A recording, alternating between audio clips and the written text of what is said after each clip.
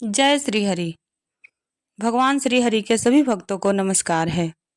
आज हम बात करेंगे पंपा कुसा एकादशी व्रत के बारे में। तो आइए जानते हैं पंपा कुसा एकादशी 2024 कब है, तिथि, शुभ मुहूर्त, पारण का समय और महत्व। अश्विन माह में 2 दिन एकादशी तिथि होने के कारण पंपा कुसा एकादशी की तिथि को लेकर काफी असमंजस बना हुआ है। तो दोस्तों, आज के वीडियो में जानिए सही तिथि, मुहूर्त, पारण, साथ ही अन्य जानकारियाँ। हिंदू पंचांग के अनुसार साल भर में कुल 24 एकादशी पड़ती है और हर एक एकादशी का अपना अपना महत्व है। पंपा कुसा एकादशी नवरात्रि की समाप्ति के बाद दशहरे के अगले दिन आती है। दशमी को दशहरा मनाया जाता है और एकादशी को एकादशी व्रत। शास्त्रों के अनुसार इस एकादशी का व्रत धारण करने से 1000 अश्वमेध यज्ञ करने का फल प्राप्त हो जाता है। 1000 सूर्य यज्ञ करने के बराबर फल मिलता है। तो इसके प्रभाव से साधक के जीवन में खुशहाली बनी रहती है, सुख समृद्धि बनी रहती है। इस दिन भगवान विष्णु के पद्मनाभ रूप के पूजा करने का विधान है। पंपा कुसा एकादशी दशहरा के एक दिन बाद मनाई जाती है। ऐसा पौराणिक मान्यता है कि भगवान श्री राम अपने भाई भरत से इस दिन मिले थे। दशहरे के बाद इसी दिन एकादशी के दिन ही भगवान श्री राम से भरत मिलाप हुआ था। पंपा कुसा एकादशी अत्यंत शुभ माना जाता है। ऐसा शास्त्रीय मान्यता है कि मनुष्य कठिन तपस्या करके जिस फल की कामना करता है वह पंपा कुसा एकादशी के दिन शेष नाग पर शयन करने वाले श्री विष्णु भगवान की आराधना करने के मात्र से ही प्राप्त हो जाता है। इस व्रत को नियम पूर्वक धारण करने से 3 पीढ़ियों के पापों से मुक्ति मिल जाती है, मोक्ष की प्राप्ति होती है और चंद्रमा के बुरे प्रभाव को भी रोका जा सकता है। इस व्रत को धारण करने से शुभ फलों की वर्षा होने लगती है। मनुष्य को जमलोक का दुख नहीं भोगना पड़ता है। बैकुंठ धाम में श्री हरि के चरणों में स्थान मिलता है। शास्त्रों के अनुसार जो व्यक्ति इस व्रत को धारण करता है उसे तो इसका फल मिलता ही है। इसके अलावा मातृपक्ष और पितृपक्ष के 10-10 पितरों को यमलोक से बैकुंठ लोक में स्थान मिल जाता है। इस एकादशी का व्रत करने से पापों से रक्षा हो जाती है, पापों के फल समाप्त हो जाते हैं।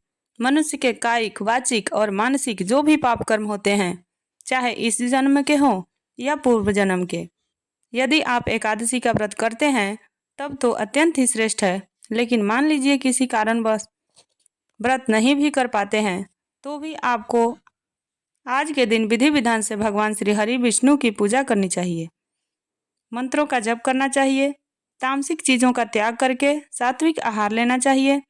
तो इतने मात्र से भी भगवान श्री हरि विष्णु की असीम कृपा के पात्र आप बन जाते हैं। और अब जानते हैं कि एकादशी की तिथि कब प्रारंभ हो रही है, कब समाप्त हो रही है, व्रत हमें कब धारण करना है और पारण का शुभ मुहूर्त क्या है।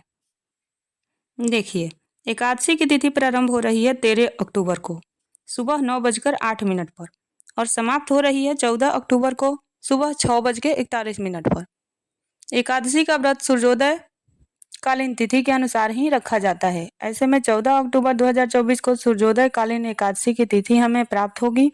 तो सूर्योदय कालीन तिथि के अनुसार 14 अक्टूबर 2024 को पंपा कुसा एकादशी का व्रत हम धारण करेंगे। अब कई स्थानों पर 13 अक्टूबर को भी व्रत रखा जाएगा। 14 अक्टूबर को पूरे दिन की एकादशी है। इसके अतिरिक्त बहुत से स्थानों पर 13 अक्टूबर को ही व्रत रखा जाएगा। लेकिन क्योंकि 13 अक्टूबर को पूरे दिन की एकादशी है, लेकिन 13 अक्टूबर को दशमी युक्त एकादशी है। दशमी युक्त एकादशी नहीं करना चाहिए। इसलिए आप लोग अगर व्रत करते हैं तो सूर्योदय कालीन तिथि के अनुसार 14 अक्टूबर को ही एकादशी का व्रत कीजिए। अब बात करें पारण के शुभ मुहूर्त की।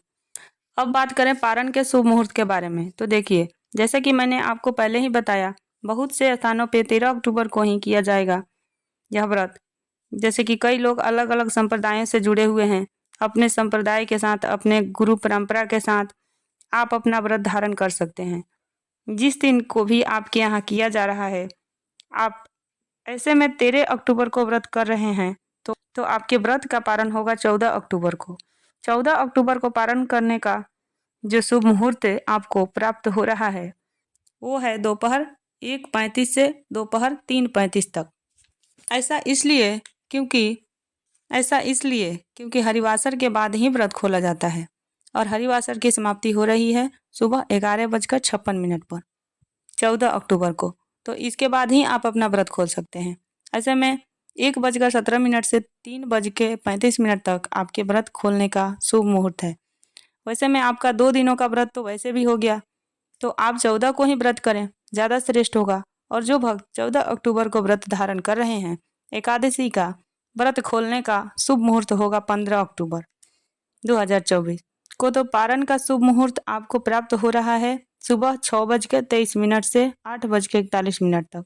और यहाँ आपके जानकारी के लिए बता दूं, द्वादशी तिथि का प्रारंभ हो रहा है 14 अक्टूबर को सुबह 6:41 पर और द्वादशी तिथि समाप्त हो जाएगी 15 अक्टूबर को सुबह 3:42 पर। तो ब्रह्म मुहूर्त में ही द्वादशी तिथि समाप्त हो जाएगी। इसके बाद त्रयोदशी तिथि लग जा रही है। ये जो एकादशी होगी 14 अक्टूबर को, जब हम एकादशी का व्रत करेंगे तो इसमें हमें त्रिस्पर्शा एकादशी का फल प्राप्त होगा।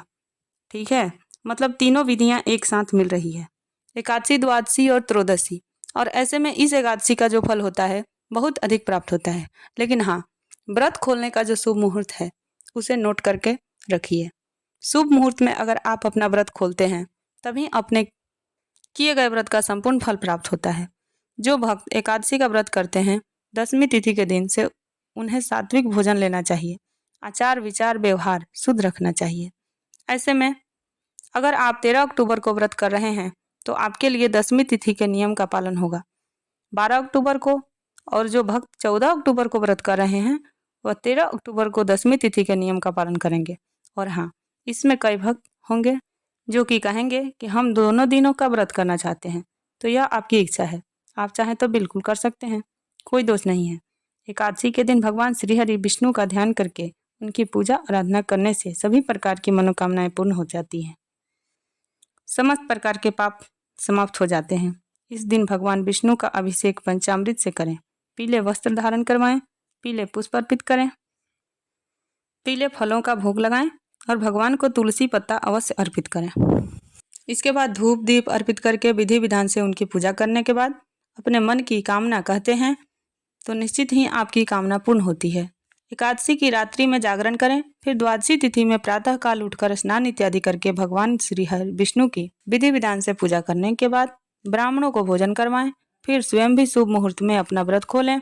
इस प्रकार से 10वीं से द्वादशी तक अगर हम नियम पूर्वक व्रत का पालन करते हैं तो एकादशी व्रत का संपूर्ण फल भी हमें प्राप्त होता है और किसी भी प्रकार की परेशानी हो तो उससे मुक्ति मिल जाती है, क्योंकि भगवान श्री हरि विष्णु की कृपा हमें प्राप्त हो जाती है। दोस्तों, पंपा कुशा एकादशी की संपूर्ण पूजा विधि और व्रत की कथा आने वाले वीडियो में आपको मिलेगी, तो चैनल से जुड़े रहिए ताकि सभी जानकारी आपको सही समय पर प्राप्त हो। और हाँ, कल पंपा कुशा एकादशी का व्रत का कथा सुबह मैं आपको सुनाऊंगी। मिलती हूँ मैं आपसे अगले वीडियो में, तब तक के लिए राधे राधे। वीडियो पसंद आए तो लाइक कीजिएगा और चैनल को सब्सक्राइब जरूर कीजिएगा। जय माता दी, राधे राधे।